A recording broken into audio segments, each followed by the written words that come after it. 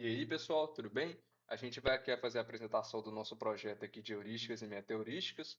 O problema que a gente vai resolver nesse projeto é o problema da cobertura mínima de vértices, o PCMV. O nosso grupo é eu, Caio César Silva, Arthur Pereira Ramos Amaral, Felipe Lucas Santos Faria e o Luiz Gabriel Caetano Diniz. Então vamos lá, vou fazer uma introdução aqui e uma definição aqui do problema. Bom, o problema da cobertura mínima de vértices é um desafio muito conhecido aí na área de grafos e na ciência da computação. Qual que é esse problema? O problema é a gente identificar o menor conjunto de vértices que vai tocar todas as arestas em um grafo. E cada aresta desse grafo tem que ser adjacente a pelo menos um vértice do conjunto. Bom, ah, esse problema basicamente é um problema de otimização combinatorial, que vai ter origem ali na teoria dos grafos. Ele se enquadra na classe dos problemas NP difíceis, ou seja, até então a gente não tem uma solução eficiente conhecida que resolva esse problema em tempo polinomial, ou seja, também envolve aí um problema de recursos computacionais.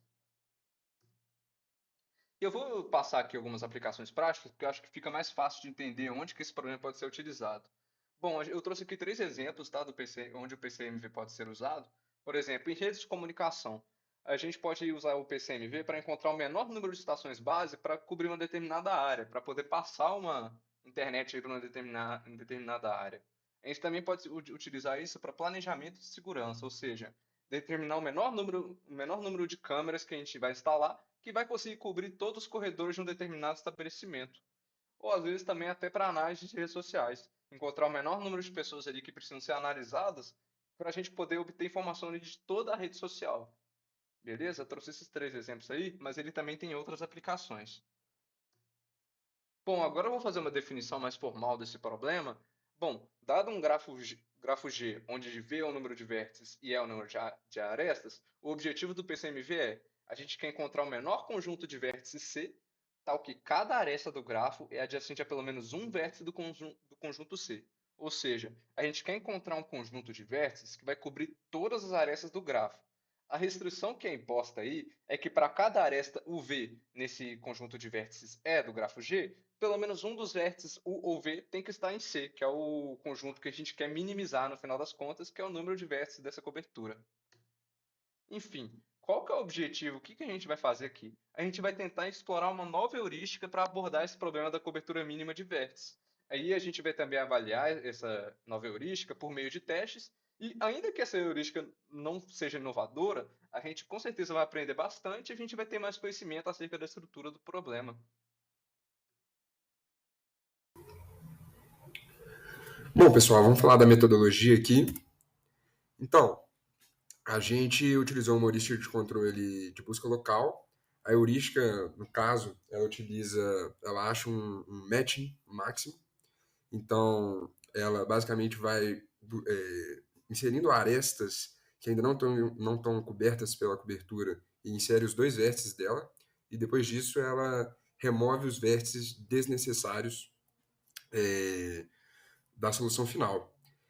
A gente escolheu a heurística de busca local porque ela é bem simples, ela é bem viável a utilização dela, né? Ela consegue produzir uma solução em um tempo relativamente curto e ela é fácil de implementar também, né? E pode ser adaptada para outros problemas e tal. Aqui a gente pode ver o pseudocódigo dela, que faz basicamente o que eu já descrevi, e a gente propôs uma heurística que é baseada em um método probabilístico para selecionar as novas arestas a serem cobertas. Então, o que a gente faz? A gente calcula para cada aresta um coeficiente que determina um peso que vai determinar a chance dela ser sorteada para ser inclusa na cobertura, né, os vértices dela. Então, basicamente, esse peso ele é calculado pelo coeficiente de aglomeração dos vértices da aresta.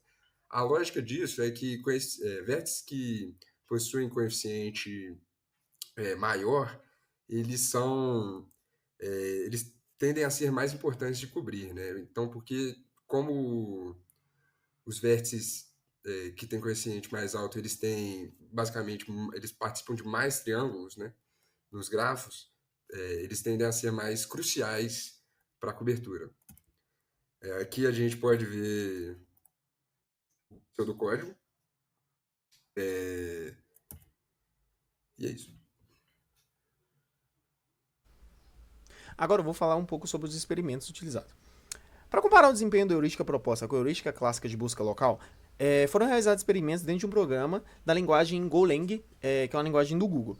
A gente escolheu essa linguagem devido à sua velocidade, à sua praticidade e também pelo fato dela ser uma linguagem muito simples e principalmente por ser uma linguagem compilada, fazendo com que os tempos de execução sejam mais consistentes. Foram criadas 30 instâncias aleatórias do problema de cobertura de vértice, variando a esparsidade dos grafos. 10 instâncias consideradas esparsas, 10 médias e 10 densas. A gente fez isso porque, devido ao fato de que a heurística proposta utiliza o cálculo do coeficiente de aglomeração de vértices, operação que pode ser muito custosa em gráficos densos. Portanto, havia o objetivo de se observar como o tempo de execução da heurística variava conforme a densidade aumentava. Agora a gente vai mostrar os resultados dos experimentos nesse slide.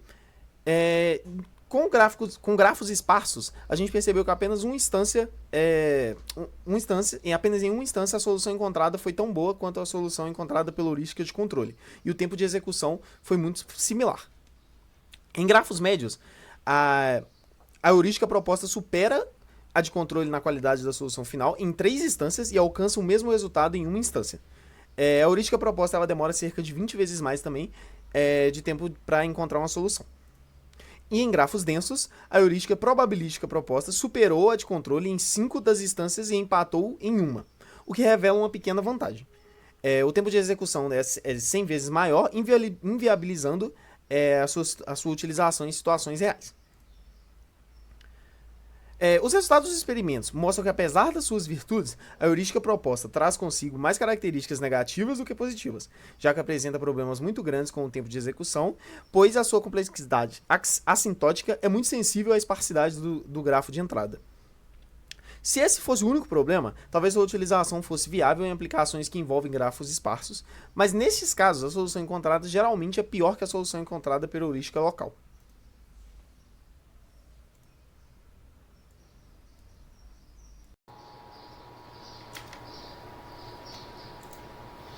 Bom, conseguimos concluir que os resultados dos nossos experimentos mostram que a heurística que escolhemos trouxe consigo mais características negativas que positivas, já que observamos muitos problemas referentes ao tempo de execução e que sua complexidade assintótica é muito sensível à esparsidade do grafo de entrada. Se fosse o único problema, talvez sua utilização fosse viável em aplicações que envolvem apenas grafos esparsos. Mas nesses casos a solução encontrada geralmente é pior que a solução encontrada pela heurística de busca local.